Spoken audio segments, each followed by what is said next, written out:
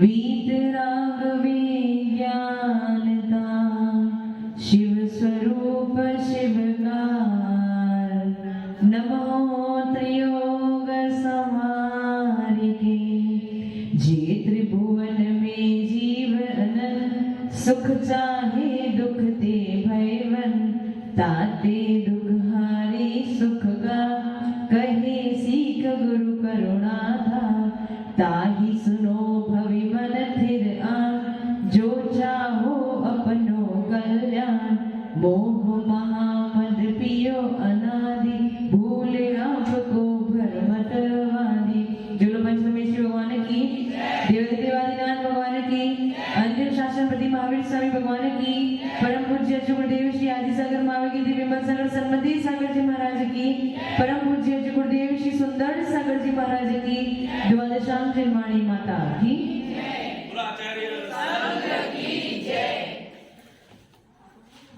कल अपना पहली ढाल का दूसरा छंद हो गया था, सबको समझ में गया था। ताही सुनो भवि मन थिर आन जो चाहो अपनो कल्याण मोह महामद पियोनादि भूल आपको भरवत मन।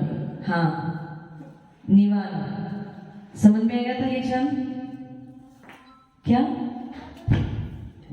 थोड़ा थोड़ा चरित को बोल दो, चलो ऐसे ही बोल दो बिना माइक के।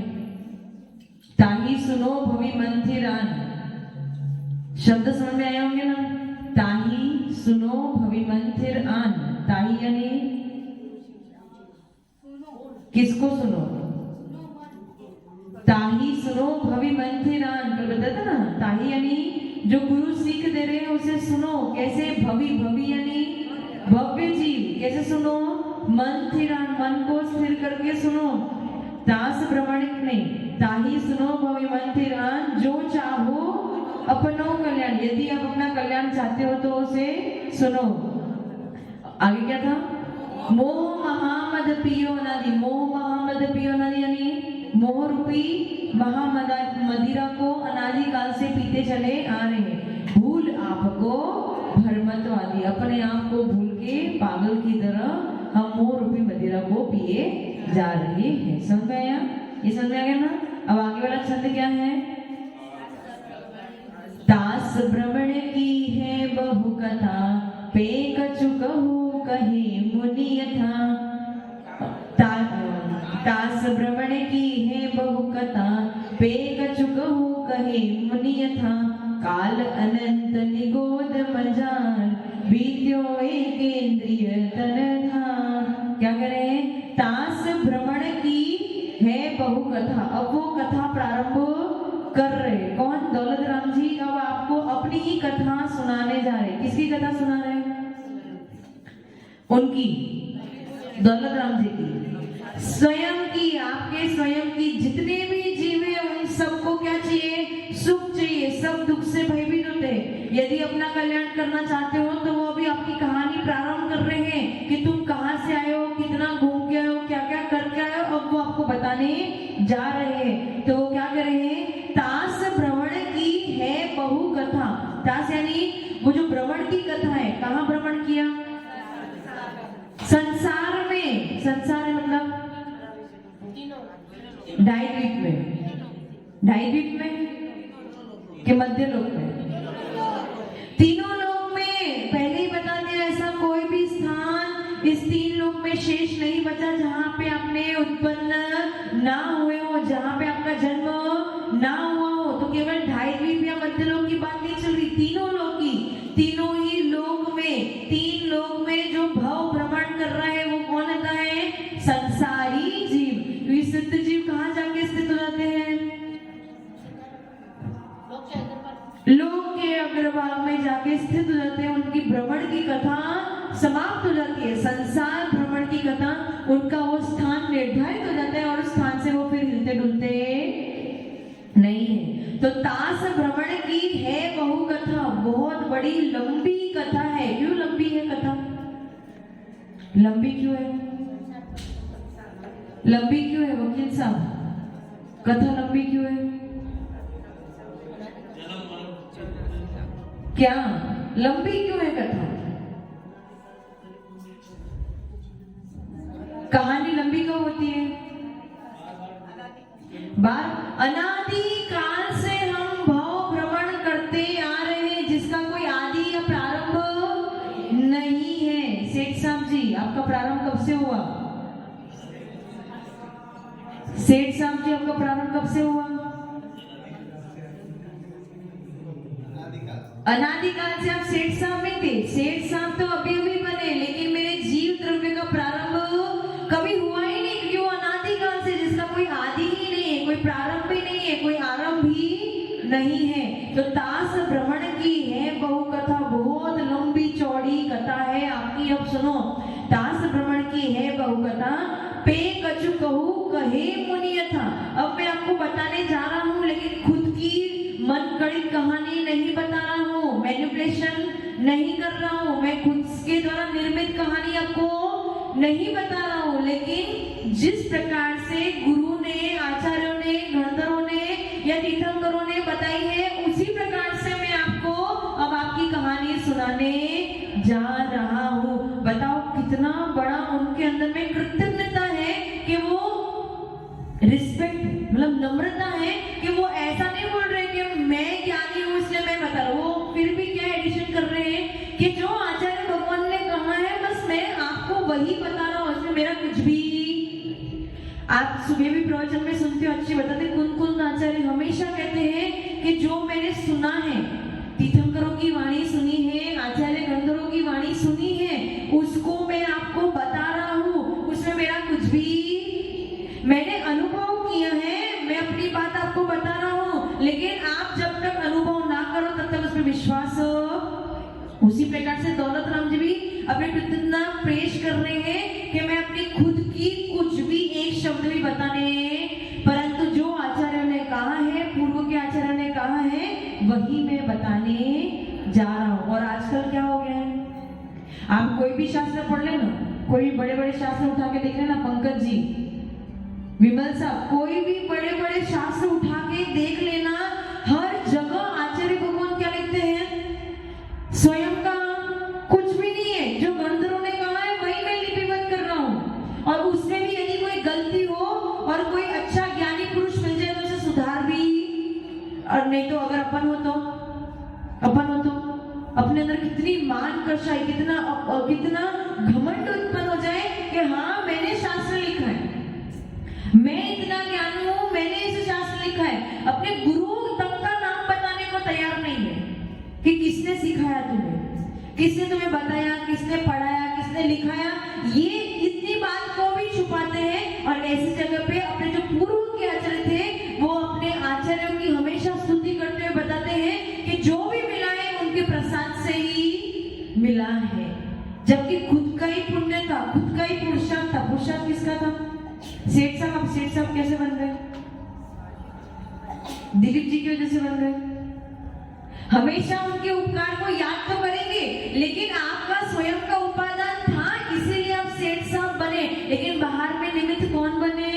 आपके पापा आपके लिए निमित्त बन गए। उसी प्रकार से उपकारी का उपकार कभी भी भूलना, और जिसने मोक्ष मार्ग पे लगाया है, जिसने मोक्ष मार्ग का ज्ञान दिया है, जिसमें अपने आत्मा का कल्याण करने का ज्ञान दिया है, यदि उसका नाम छुपाओगे तो इससे बड़ा पाप और कोई भी नहीं है। तो दौलत राम जी क्या करें? पै कुछ कहू कहे मुनि यथा, जिस प्रकार से मुनिराजा ने कहा है उसी प्रकार से मैं कहता हूँ।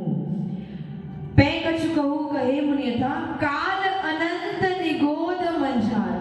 काल यानी समय, काल अनंत, अनंत यानी जिसका कोई अंत ही नहीं, असंख्यात नहीं। असंख्यात का अंत तो देखो, 3 प्रकार की संख्या है अपने पास, संख्यात, असंख्यात और अनंत। तो संख्यात वो संख्या है जिसकी अपन गिनती, गणना कर सकते हैं। असंख्यात वो संख्या है जिसकी अपन गिनती नहीं कर सकते, लेकिन वो समाप्त हो जाएगी। और अनंत वो संख्या है जिसमें अपन गिनती भी नहीं कर सकते हैं, और वो केवल ज्ञान के ज्ञान में ही झलकता है। अवधि ज्ञानी और मनपर ज्ञानी भी, और कभी भी अंत को प्राप्त नहीं होगी। तो उसमें क्या करें? काल अनंत, अनंत यानी बहुत सारा काल आपने कहाँ बिता दिया?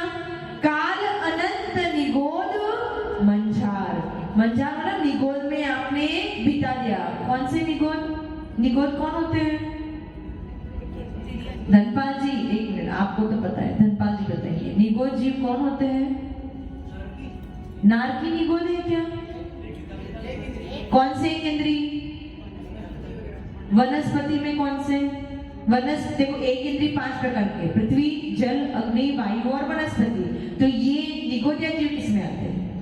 पवन जी, पंकज जी, आपको कुछ भी नहीं बताना, मुझे पता है आपको सब पता है। नहीं पता? यशवंता जी बैठ। हाँ, चरित बताएगा। निगोद जीव कौन होते हैं? कौन से प्रकार के होते हैं? एक इंद्री में वनस्पति का एक के कितने भेद होते हैं? 2 भेद होते हैं। कौन से? साधारण वनस्पति और प्रत्येक वनस्पति। पंकज जी याद है? वकील साहब आपको याद है? नहीं याद है, कर्म सिद्धांत में पढ़ाया था मैंने। कितने भेद होते हैं वनस्पति? चलिए, वनस्पति के 2 भेद, साधारण वनस्पति और प्रत्येक वनस्पति। प्रत्येक वनस्पति के कितने भेद होते हैं? 1 मिनट, आप नहीं बोलना। कौन से?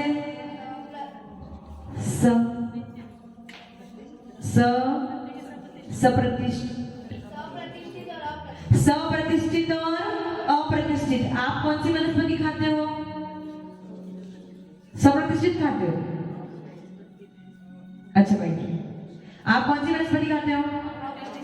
अप्रतिष्ठित वनस्पति खाते हो। आलू किसमें आता है? सप्रतिष्ठित, जिसमें निगोदिया जीव भरे पड़े हैं, ऐसा आलू सप्रतिष्ठित वनस्पति। और हम जो लौकी, टमाटर, मटर आदि खाते हैं वो सब क्या है? अप्रतिष्ठित, जिसमें जीव नहीं है। तो प्रत्येक वनस्पति, जितने भी पेड़ पौधे, वो सब क्या है? प्रत्येक वनस्पति। और साधारण वनस्पति के कितने भेद होते हैं? 2 भेद। कौन से? नित्य निगोद और इतर निगोद। नित्य निगोद कौन है? जो हमेशा से निगोद में है और हमेशा से निगोद में ही रहेंगे, निगोद से कभी भी बाहर। अब आप केवल विचार करना, आप तो मनुष्य बन गए, आप तो निगोद से निकल के आ गए। अब ये विचार करना, जो अनादि काल से एक इंद्री वनस्पति काय में निगोद बन के बैठे हैं और अनंत काल तक निगोद में ही पड़े रहेंगे, ऐसे भी जीव, तो आप लोग सौभाग्यशाली हो कि नहीं हो? हो कि नहीं हो वकील साहब? अनादि काल से निगोद में पड़े एक इंद्री बनना अच्छा लगेगा? कुछ बोल भी नहीं पाएंगे, कुछ बता भी नहीं पाएंगे, कुछ सुन भी नहीं पाएंगे, कुछ सुन भी नहीं पाएंगे, कुछ कह भी नहीं पाएंगे, कुछ स्वाद भी नहीं ले पाएंगे। बताओ, ऐसे एक इंद्री बनना है आपको? बनना है? बन के आए हैं, लेकिन उस पर्याय को छोड़ दिया है। लेकिन आज भी ऐसे जीव हैं जो निगोद में पड़े हैं अनादि काल से, और अनंत काल तक उस निगोद में ही पड़े रहेंगे, कभी भी निकल के नहीं आ सकेंगे। अब बताओ, अपना कितना बड़ा सौभाग्य है कि हमने उस निगोद पर्याय को छोड़ दिया है ना? धनपाल जी, निगोद पर्याय को छोड़ तो दिया, लेकिन अब क्या कर रहे हैं? अब क्या कर रहे हैं? आलस कर रहे हैं, प्रमाद कर रहे हैं। हम अपने भाव को समझ नहीं पा रहे हैं, हम अपने मूल्य को समझ नहीं पा रहे हैं। और जो निगोद में जीव पड़े हैं वो इंतजार कर रहे हैं कब हमारा समय आएगा और इस निगोद पर्याय को, और जिन्होंने निगोद पर्याय को छोड़ दिया उनको उसकी पड़ी ही। ऐसा ही तो होता है, जिसको मुफ्त में माल मिल जाता है उसको, अगर यही क्लास पैसे से चलती तो कितने लोग बैठे होते हैं यहाँ पे, और पैसे नहीं, मुफ्त में माल मिल रहा है तो उसकी कोई भी कीमत। तो ऐसी ही आपके जीवन में आपको अपने भाव की कोई कीमत नहीं है, लेकिन आपके मनुष्य भाव की कीमत किसको पूछना? उन निगोदिया जीवों को पूछो। 1 इंद्री, 2 इंद्री, 3 इंद्री, चतुरिंद्री, पंचेंद्री असंख्य जीवों को पूछो, नारकियों को पूछो, तिर्यंजों को पूछो कि मनुष्य भाव कितना कितना मूल्यवान है, कि अपने बलबूते पे इंसान सब कुछ कर सकता है, स्वाधीन जी सकता है। समझ में आया? तो काल अनंत निगोद मंझार, ये निगोदिया जीव कहाँ कहाँ पाए जाते हैं? कहाँ पाए जाते हैं? हर जगह। ऐसा कोई भी स्थान नहीं है इस पूरे लोक में जहाँ निगोदिया जीव नहीं पाए जाते हैं। आपको दिख रहे हैं सेठ जी? निगोदिया जीव दिख रहे? दिख नहीं रहे तो फिर विश्वास कैसे करोगे? सेठ जी बताइए, विश्वास कैसे करोगे? हाँ, विश्वास कैसे करोगे? आपने अपने दादा को देखा? नहीं देखा। परदादा को देखा?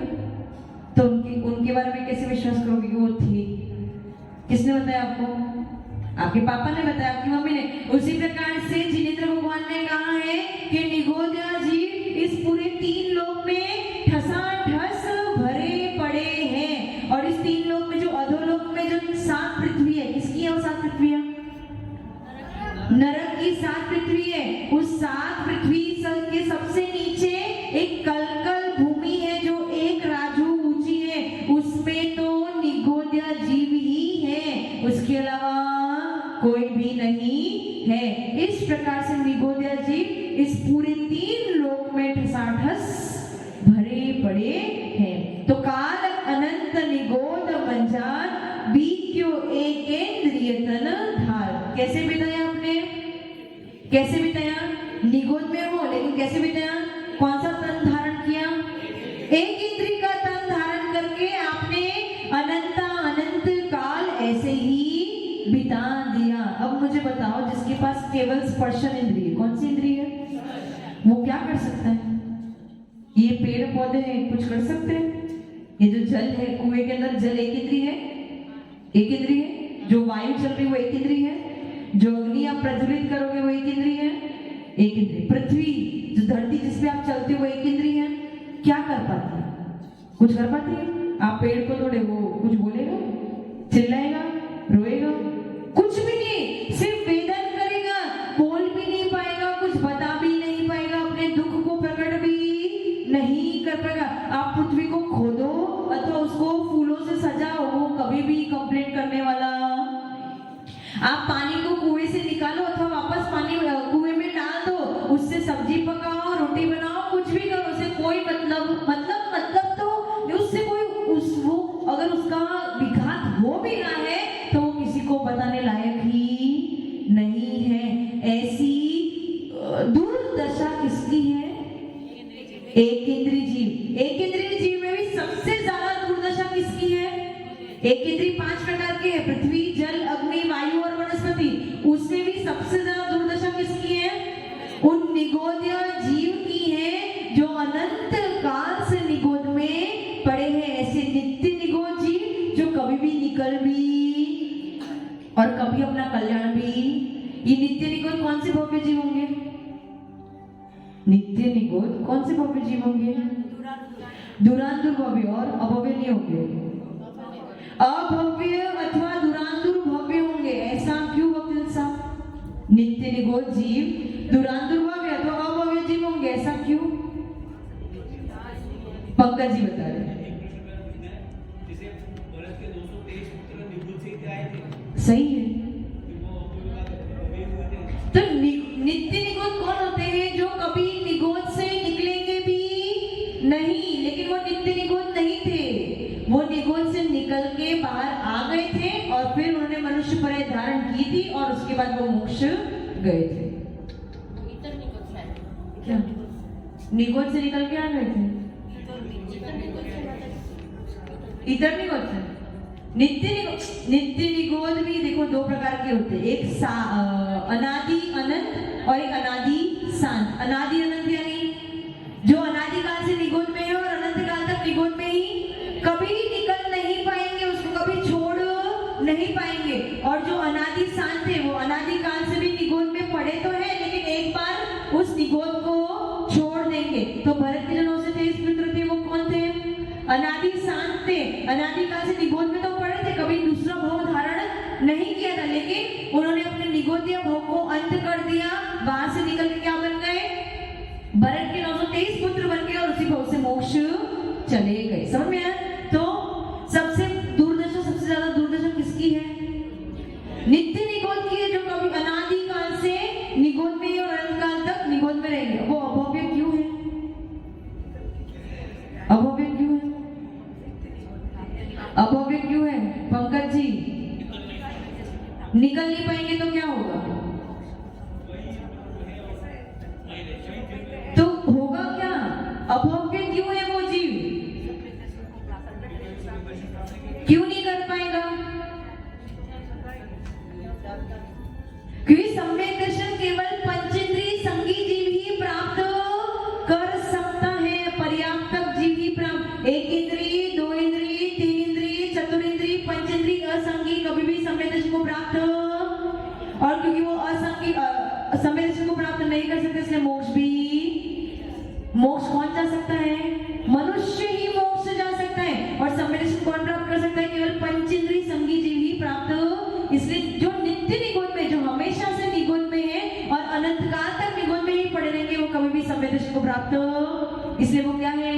अभव्य की श्रेणी में आते हैं। समझ में आ गया? तो क्या कह रहे हैं? तास भ्रमण की है बहु कथा, पे कछु कहू कहे मुनि यथा, काल अनंत निगोध मंजार, वित्यो एकेन्द्रियतन धार। कौन सा तन धारण किया? एकेंद्रिय का। उसके पास कौन सी इंद्रिय है? केवल और केवल स्पर्शन इंद्रिय। समझ में आ गया? समझ में आ गया? इसमें किसी को प्रश्न पूछना है? कोई प्रश्न ही नहीं? पुष्पा जी, हाँ पूछो। अनंत अनंत वो क्या होता है? एक अनंत बार बार, ऐसा क्यों बोलते हो हम?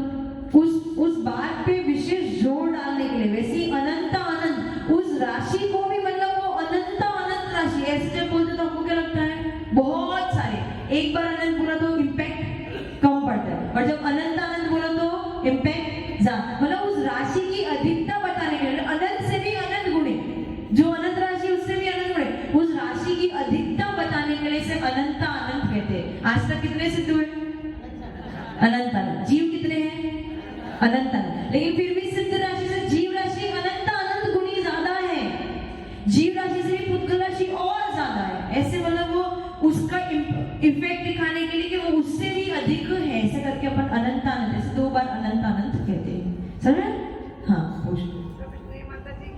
पहले गुणस्थान में भव्य अव्यय में दोनों होते हैं। दूसरे गुणस्थान से चौथे गुणस्थान तक कोई भी नहीं।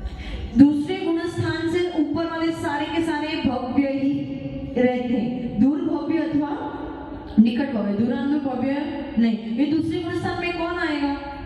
पंकज जी, दूसरे गुणस्थान में कौन आएगा? ऊपर से गिर रहा है, ऊपर जाएगा कौन? अभी आपका गुणस्थान कौन सा है वकील साहब? कौन सा गुणस्थान है? चौथा। अब चौथे से नीचे गिरोगे तो कहाँ होगे? पहले में भी आ सकते हो, दूसरे में भी आ सकते हो, तीसरे में भी आ सकते हो। तो जो दूसरे में कौन आएगा? पहले से कोई दूसरे में जा सकता है क्या?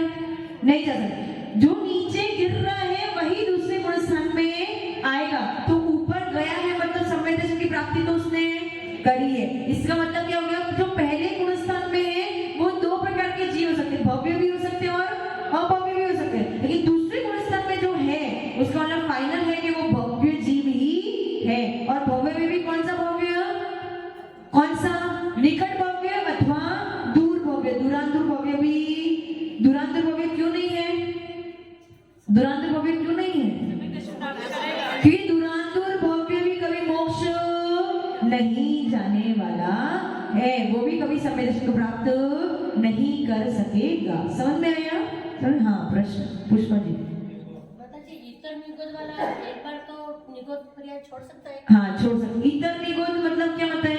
एक तो नित्य निगोद जो नित्य से निगोद में पड़े, और इतर निगोद यानी निगोद में पड़े थे, वहां से बाहर आ गए, घूम फिर के वापस कहाँ पहुंच गए? आप लोग भी वित्रस पर्याय का काल कितना है? 2000 सागर का काल है।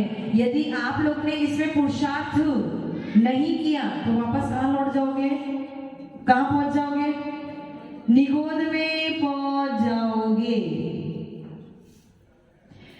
आज का प्रश्न है क्या नित्य निगोद जीव अभव्य ही होते हैं? तो नित्य निगोद या जीव अभव्य भी हो सकते हैं और दूरांदूर भव्य भी हो सकते हैं, क्योंकि दोनों की यही बात है कि वो मोक्ष। समझ में आ गया? इतना निगोद समझ में आ गया ना आपको? ये पुरुषार्थ करे तो भी मतलब आगे तरफ कर सकता है। कौन? नित्य निगोद। इतर निगोद तो देखो, इतर निगोद का क्या होता है? निगोद में था, वहां से निकल के वो कुछ बन गया मतलब कुछ अन्य पर्याय उसने धारण, 2 इंद्रिय 3 किनार की देव कुछ बन के वापस कहाँ लौट गया, निगोद में। अब वापस वो निगोद से निकल के बाहर आ सकता है, जरूरी नहीं कि निगोद में ही पड़ा रहेगा, लेकिन नित्य निगोद का जो अनादि अनंत वाला भेद है वो तो हमेशा निगोद में ही पड़ा रहेगा, उससे कभी से बाहर नहीं आएगा। प्रश्न? मतलब ये अनादि शान जो नित्य निगोद ये जीव है, वो एक बार तो नित्य मतलब उस पर्याय से निकलता, तो फिर उसको नित्य निगोद क्यों बोल रहे हैं? वो नित्य निगोद से तो निकल रहा है ना वो एक बार। देखो, नित्य निगोद में अभी जो नित्य निगोद में प्रेजेंट में उपलब्ध है, प्रेजेंट में अभी जो नित्य निगोद में पड़े उसमें दो प्रकार के जीव, तो अनादि अनंत और अनादि शांत। तो अनादि अनंत वाले कौन है? जो कभी भी निगोद से, लेकिन अनादि शांत वाले कौन है? जो भी निगोद में पड़े तो है लेकिन एक आध दिन कभी निकल जाएंगे, तो फिर वो नित्य निगोद नहीं, एक बार निकल जाएंगे उसके बाद वो नित्य निगोद नहीं कहलाएंगे। निकल जाएंगे तो फिर तो उन्होंने दूसरी पर्याय धारण कर ली ना। अभी आप कौन से पर्याय में निगोद हो? क्या आए कहां से हो? कहीं ना कहीं नित्य निगोद से ही निकल के आए हो। एक बार तो कहीं नित्य निगोद से, क्योंकि अनादि काल से जीव पड़ा कहां था?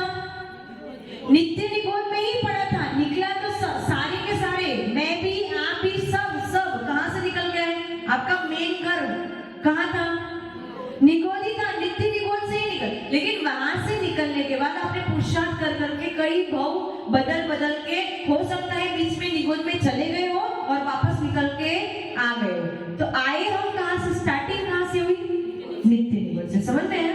अभी जो प्रेजेंट में दो प्रकार के जीव पड़े हैं नित्य निगोद में, एक तो है अनादि अनंत और एक है अनादि शांत। जो अनादि शांत है वो कभी ना कभी उससे निकल जाएंगे, और जो वापस लौट के निगोद में गए हैं वो है इतर निगोद। कौन है वो? क्योंकि वो घूम फिर के वापस निगोद में। आप लोग कहां जाओगे अब घूम फिर के वापस? विमल जी कहां जाओगे घूम फिर के? घर पे जाओगे? वकील साहब मना कर, निगोद में नहीं जाओगे?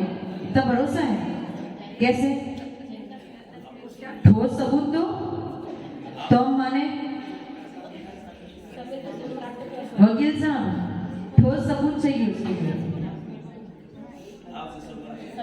हमारे आशीर्वाद से हम निगोद में नहीं जाओगे? वाह वाह वाह, क्या बात है। अगर हमारा आशीर्वाद इतना काम करता तो हम खुद को ही आशीर्वाद देके मोक्ष ना चले गए होते? बताओ पंकज जी, ठोस सबूत चाहिए, निगोद में नहीं जाओगे इसके लिए। समय दर्शन प्राप्त कर लिया तो, और छूट गया तो भूल से छूट सकता है, समय दर्शन छूट सकता है। आप ऐसा मत मानो कि एक बार समय दर्शन प्राप्त हो गया तो अब कभी छूटेगा नहीं, ऐसा नहीं है। आप शाही समय दृष्टि नहीं बने हो। शाही समय दृष्टि का समय दर्शन कभी छूटता नहीं है। बाकी अपन सब शिवक्षण समय दृष्टि है, कभी ना कभी कोई ऐसा कुछ आएगा, किसी की याद आएगी, कोई कषाय उत्पन्न हो जाएगी तो समय दर्शन छूट भी सकता है। ऐसा मत समझो कि हम समय दृष्टि है तो वहां अभी कभी छूटेगा ही नहीं। पंकज जी ठोस सबूत। हाँ, क्या करोगे उसके लिए? नहीं छूटना उसके लिए? हाँ, कहाँ चल रहे? मैं तो दिख नहीं रहा है, अभी वहीं बैठे आप तो। ये त्रस पर्याय मिली है, पुरुषार्थ करने के लिए मिली है। अरिंद भगवान कह रहे हैं 2000 सागर है आपके पास। कितना सागर है? बस 2000 सागर के बाद वापस कहाँ लौटोगे? हो सकता है किसी का अंतिम हो, 2000 सागर बस खत्म होने वाला है और आप छोड़ के कहाँ जाओ वापस? पंकज जी सुनो, हो सकता है 2000 सागर बस इस भाव में पूरे होने वाले हो आपके, और अब कुछ नहीं किया तो कहाँ जाना पड़ेगा? कुछ नहीं किया मतलब मोक्ष नहीं गए तो कहाँ जाना पड़ेगा? निगोद में जाना पड़ेगा। फिक्स है, ये सिद्धांत है कि अगर 2000 सागर तक आपने कुछ नहीं किया तो वापस लौट के फिर निगोद में जाके क्या करोगे? पड़े रहो, कुछ नहीं कर सकते, ना हिल सकते, ना डूल सकते, कुछ भी नहीं कर सकते, कुछ भी नहीं, खा भी नहीं सकते। खाओगे क्या? रसना इतनी नहीं खाने के लिए। पंकज जी कुछ ना कुछ तो करना पड़ेगा। मोबाइल जब कुछ हाथ नहीं, पैर नहीं, मुंह नहीं, आंखें नहीं, कान नहीं, मोबाइल कहां से आएगा? जब आपको वो दिख ही नहीं रहे तो कहां वो मोबाइल का उपयोग कर रहे हैं? हाँ, चेयर भी नहीं मिलेगी बैठने के लिए वहां पर। पंकज जी 2000 सागर का अंतिम भाव तो नहीं है आपका? ओ मतलब अभी निगोद से निकल गया है। नहीं, कहने का तात्पर्य क्या है, त्रस पर्याय का भी 2000 सागर मैक्सिमम काल है। यदि इस त्रस पर्याय के 2000 सागर में आपने अपना कल्याण कर लिया तो ठीक, नहीं तो वापस लौट के आपको कहाँ जाना पड़ेगा? निगोद में जाना ही पड़ेगा। तो देव पर्याय से कहीं से भी हो सकता है आपका 2000 सागर का अंतिम भाव वही है। इसलिए अपने श्रद्धा को दृढ़ करो, सम्यक दर्शन को प्राप्त करो और सम्यक दर्शन में मजबूत बने रहो कि सच्चे देव शास्त्र गुरु के अलावा कहीं, और ये तो व्यवहार हो गया, अपनी आत्मा पे श्रद्धा करो, भेद विज्ञान करो कि मैं अलग हूँ, बाकी सब अलग है, सबकी सत्ता अलग है। और यदि ये भी आपके चारित्र में उतर गया ना, चारित्र में मतलब ये आपकी दृढ़ श्रद्धा बैठ गई और आपके बिहेवियर में, आपके व्यवहार में भी ये दिखना चालू हो गया ना, तो कहीं ना कहीं मान लेना कि आपके अंतरंग में संवेदन उत्पन्न हो गया है। और संवेदन उत्पन्न हो गया तो फिर आपको कभी भी निगुत नहीं जाना पड़ेगा। ओम नमः सिद्धेभ्यः। कोई प्रश्न हो तो आप कल पूछ लेना। चलिए आइए सरस्वती माता के चरणों में वंदन करेंगे, नमन करेंगे, इस भावना के साथ में कि ये त्रस पर्याय मिली है, बस इस त्रस पर्याय में जितना जल्दी हो अपना कल्याण कर ले ताकि वापस लौट के निगोद में ना जाना पड़े।